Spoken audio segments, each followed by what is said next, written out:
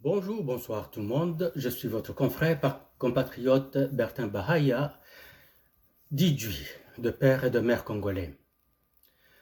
Vous voyez, la machine de propagande est repartie. Le Rwanda a déjà mis, en fait, ce n'est pas le Rwanda, les États-Unis ont remis la machine de la propagande en marche. Donc, les gens qui sont payés pour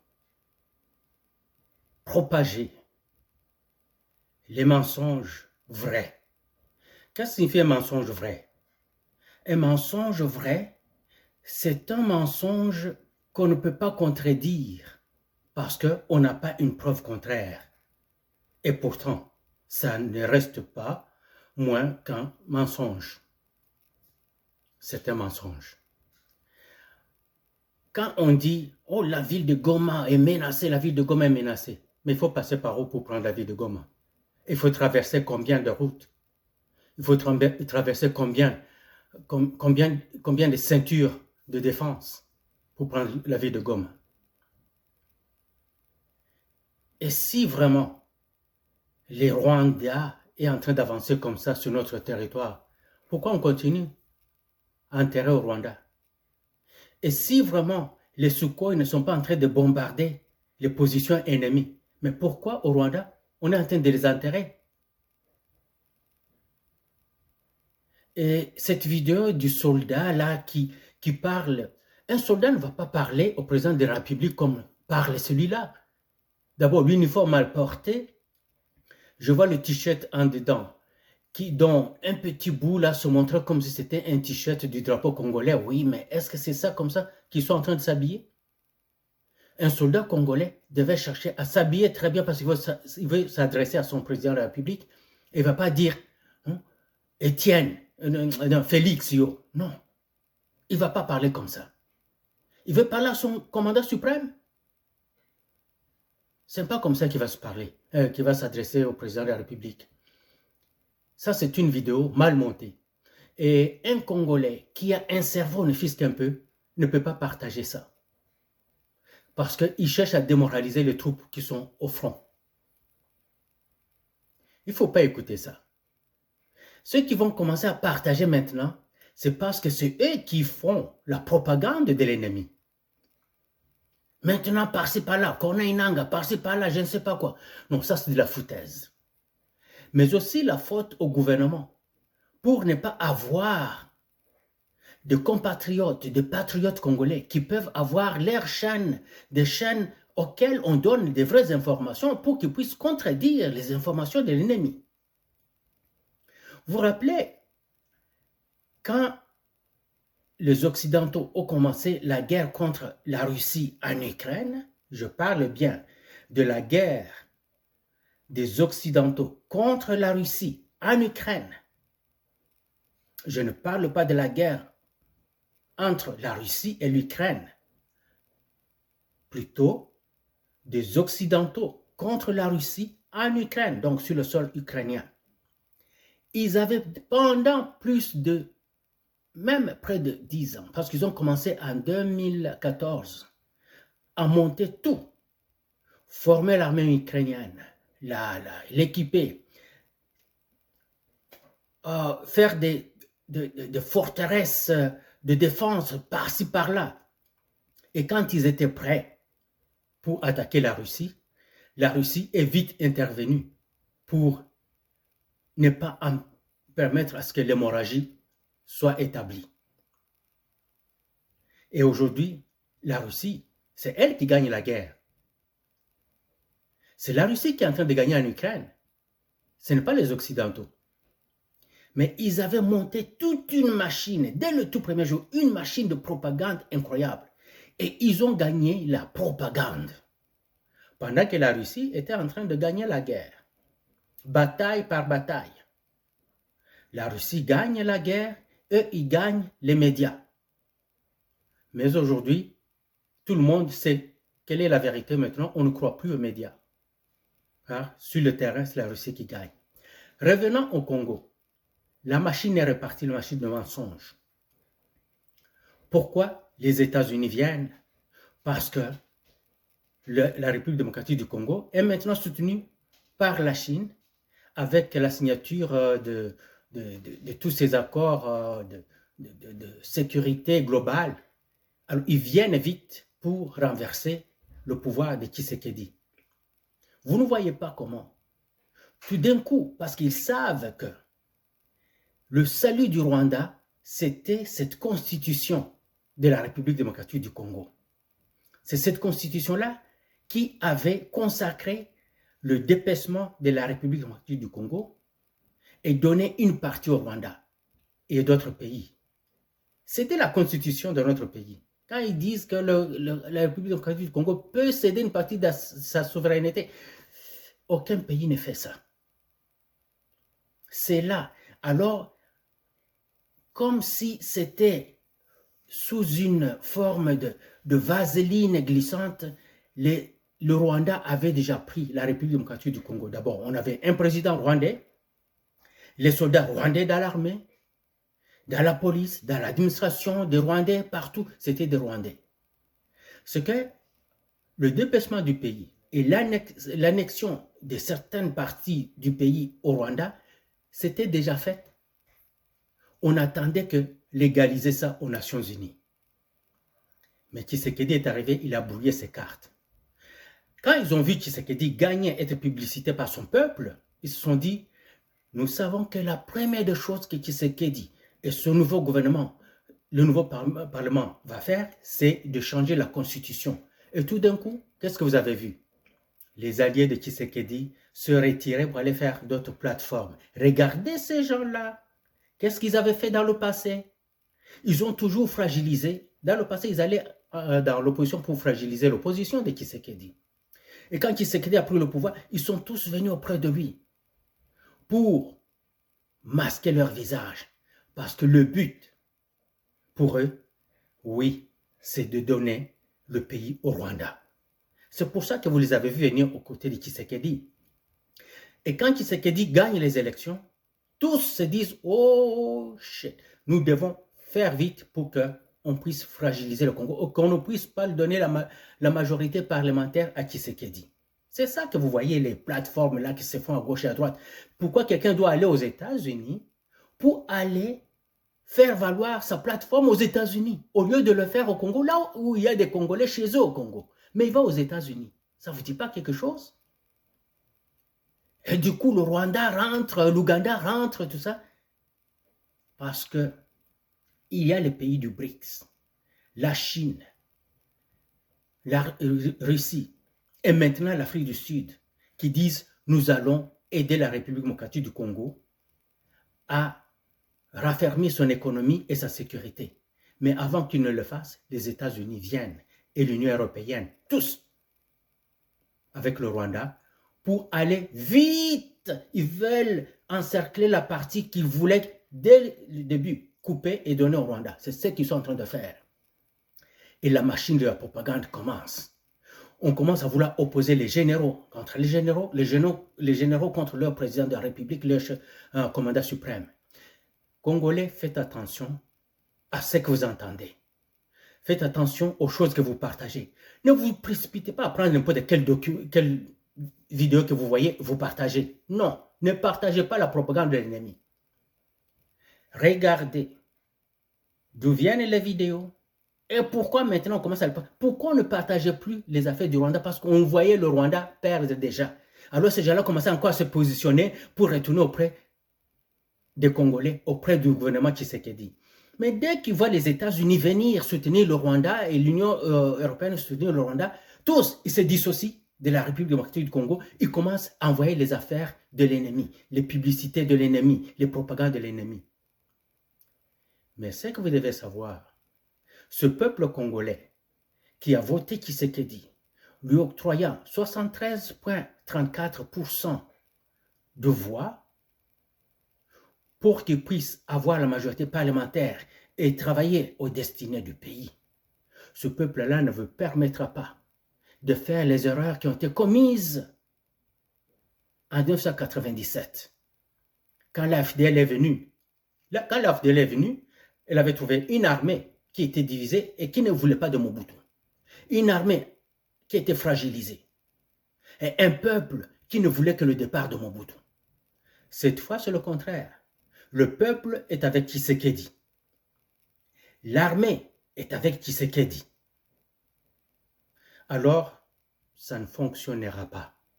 Par contre, on va commencer à les cueillir les uns après les autres.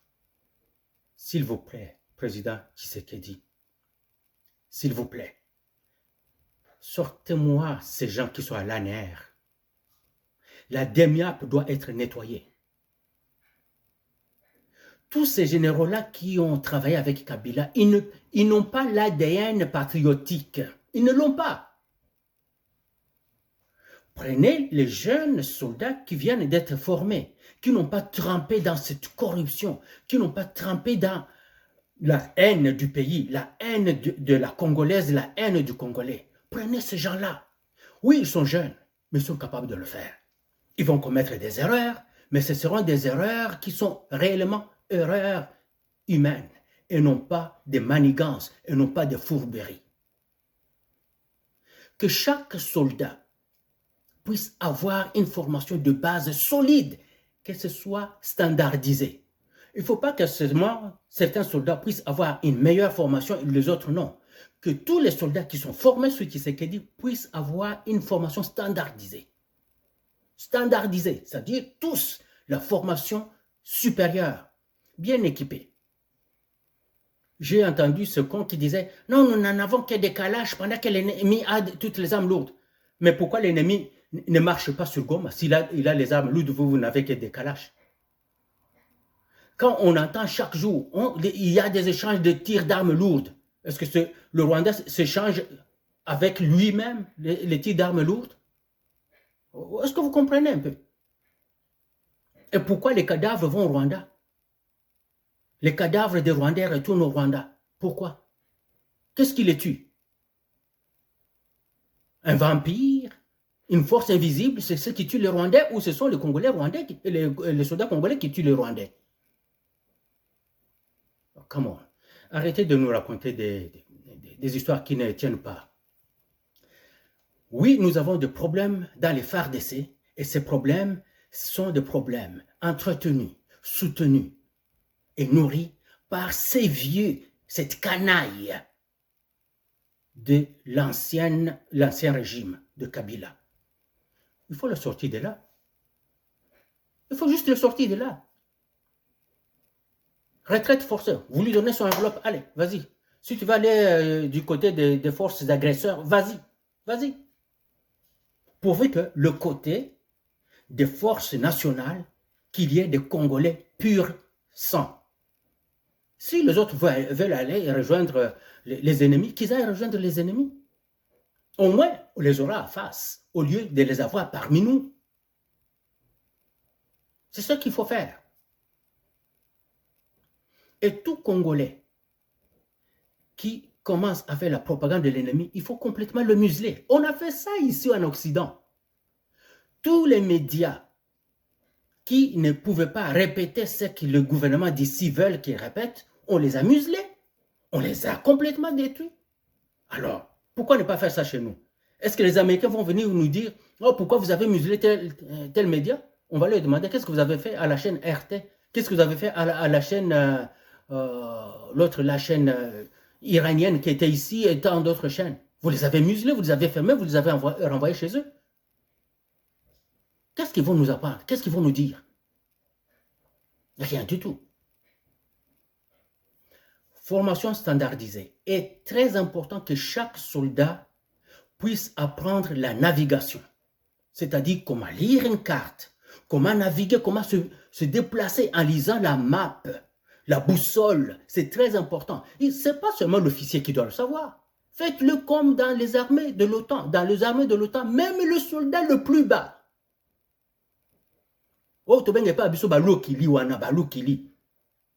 Ils apprennent les mêmes choses à tout le monde.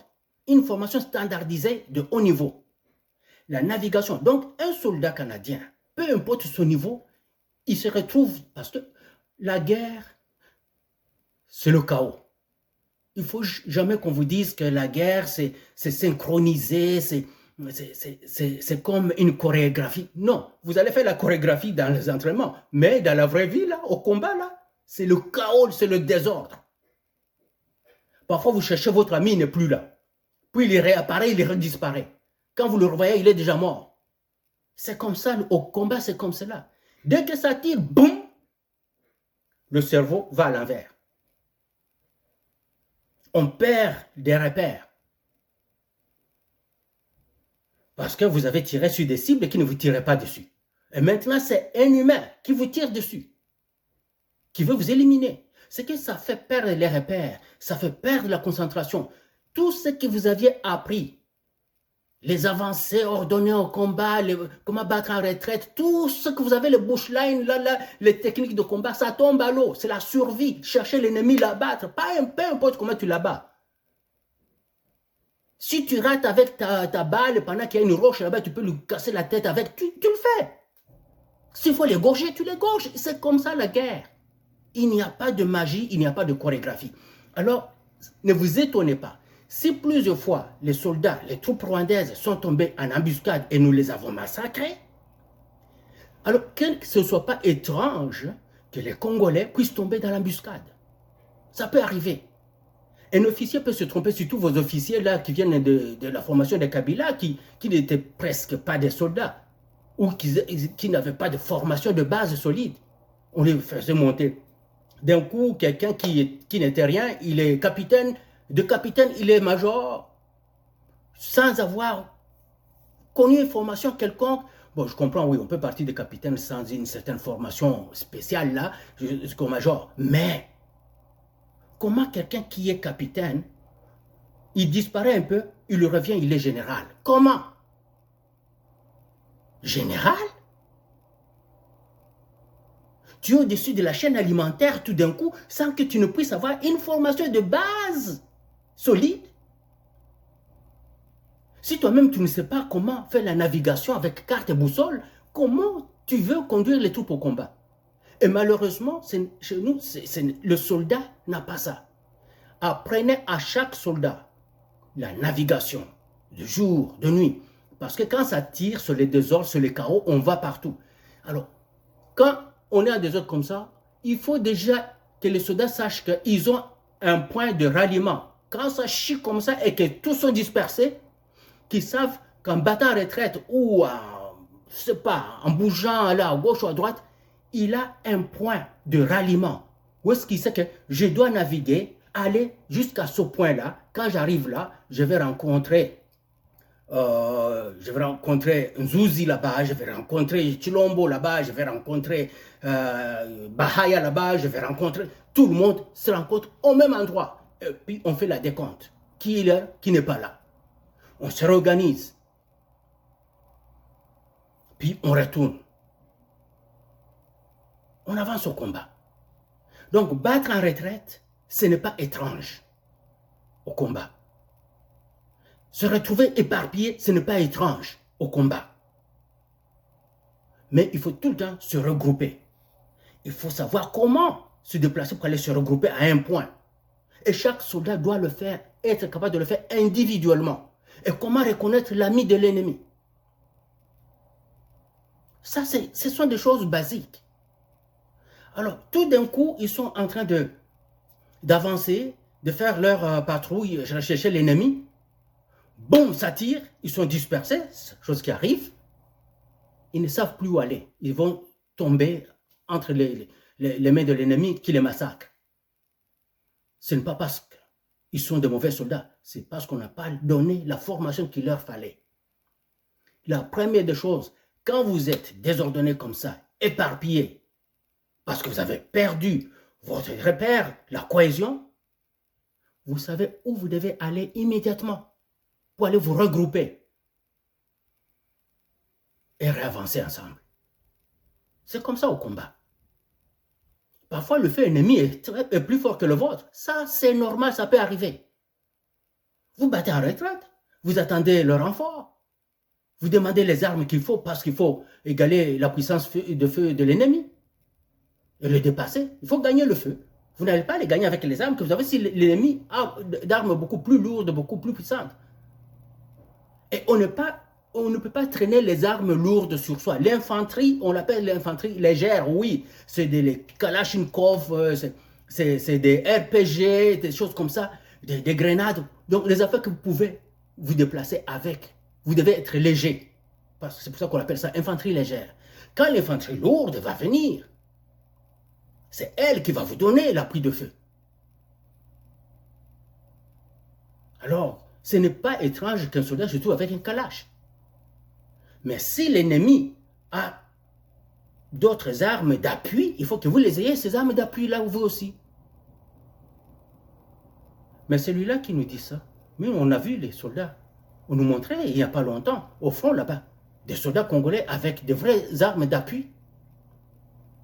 Arrêtez de nous mentir là. Les soldats de Tshisekedi, les soldats de FARDC aujourd'hui sont bien équipés. Si à un moment donné, ils ne le sont pas, c'est parce que leur mission en ce moment-là n'exigeait pas qu'ils puissent avoir ces armes-là et malheureusement, ils sont tombés sur un ennemi qui était fort. Ce n'est pas étrange. Battre en retraite, aller sur le point de ralliement qui était désigné d'avance, vous rencontrez là-bas, vous vous regroupez, vous vous rééquipez, vous vous renforcez et vous retournez vers l'ennemi. C'est comme ça que ça se fait. Le Sukhoi, on dit les Sukhoi sont en train de tirer dans le vide. Non, ils ne tirent pas dans le vide. Alors, les cadavres là, qu'on nous montre qui retournent au Rwanda, qui déchiquettent, c'est un fantôme qui les tue? Arrêtez-nous ces choses-là. Cette guerre, nous allons la gagner. Parce que notre cause est juste. Nous nous battons pour nos foyers. Nous nous battons pour la patrie. Président Tshisekedi, s'il vous plaît. Premier vice-ministre, ministre de la Défense, Jean-Pierre Bemba, s'il vous plaît. Chef d'état-major général Chiwewe, s'il vous plaît. Faites venir les Congolaises et les Congolais. Il y en a tellement des centaines et des milliers qui sont éparpillés dans le monde entier et qui ont subi les formations de pointe. Que ce soit comme officiers, sous-officiers et dans les rangs. Ils sont là. Ils ont une expérience dont vous avez besoin. Soldats congolais, vous qui êtes sur le terrain, si un jour on fait venir vos confrères qui sont à l'étranger pour venir vous prêter main forte, ne les prenez pas comme des concurrents.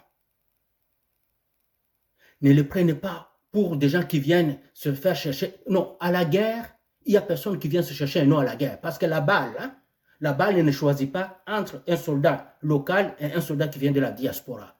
Quand elle vient vers celui de la diaspora, ça le tue. Alors, s'il vous plaît, faites venir ceux-là qui sont à l'étranger et aussi. Peu importe leur âge, peu importe leur métier, et ils en ont de pointe, qui viennent au Congo porter main forte.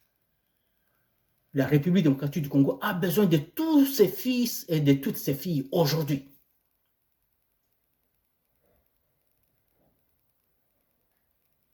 Vous savez qu'aux États-Unis, là, il y a des Congolais qui ont été formés dans les meilleurs centres de formation aux États-Unis, qui sont des Delta Force, qui sont là. Qui sont des Navy Seals, ils sont là. Qui sont des SAS en Angleterre, ils sont là.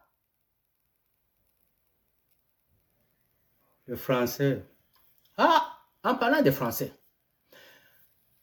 Moi, je n'ai pas encore compris la logique derrière ça.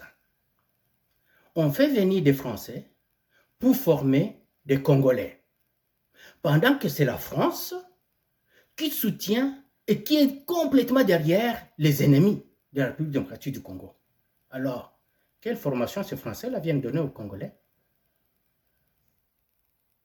Ils leur apprennent ce qu'ils doivent faire afin de faciliter aux Rwandais qui sont formés par eux et soutenus par eux de les tuer. Et j'ai entendu quelqu'un dire qu'on a des mercenaires français. Mais voyons donc, des mercenaires français. Des gens qui ne savent pas se battre. Désolé. Des gens qui ne savent pas se battre. Ils sont tous là-bas en Ukraine. Ils sont en train de se faire bousiller par les Russes. L'OTAN, la dernière armée qu'ils ont faite pour l'Ukraine, parce que la Russie a détruit la première armée qui était là, la deuxième et la troisième, c'était des vrais qu'on a amenés dans les armées de l'OTAN pour aller les former et les retourner en Ukraine. Même le général Zalouzny, qui est le chef, le commandant des opérations, a dit non, ça ne vaut pas la peine. Il a dit leurs méthodes ne tiennent pas ici du tout. Il a dit les méthodes que les Ukrainiens avaient, les méthodes russes, soviétiques, étaient de loin meilleures que les méthodes qu'il vient d'apprendre de l'OTAN. Et il n'a pas menti. Ça, c'est vrai. Allez sur le terrain. Les médias mentent ici. Hein, s'ils étaient capables, s'ils étaient sûrs qu'ils allaient battre la Russie, ils seraient tous sur le terrain. Ils seraient en train de donner une claque aux Russes. Mais non, ils ne sont pas là. Pourquoi? Parce qu'ils savent qu'ils ne sont pas capables de le faire. Le monde occidental au complet et leurs alliés et amis, tous sont en Ukraine pour combattre les Russes. Les Russes sont seuls. Mais les Russes ont démoli la première armée ukrainienne, la deuxième armée ukrainienne, la troisième armée ukrainienne. Là, on est en train de former une quatrième armée pour combattre les Russes. Et les Russes sont en train de faire exactement ce que nous étions en train de faire au Rwandais. Ils arrivent, nous faisons semblant de les résister un peu. Ils viennent en masse contre nous. Les soldats congolais se retirent un peu et les Sukhoi viennent. Ils les exterminent. C'est ça qu'on doit continuer à faire. On n'a pas besoin de jeter nos jeunes gens qui viennent de finir leur formation, qui sont en train de s'aguerrir dans ce feu-là, un à un contre un. Non.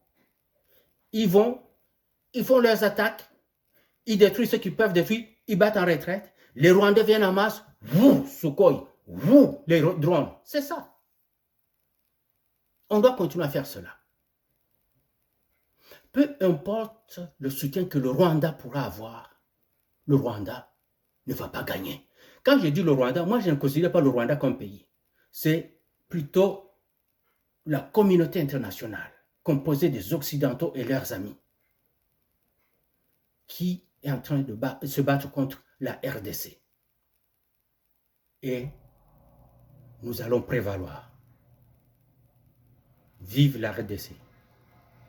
Vive son président Tshisekedi. Hurrah!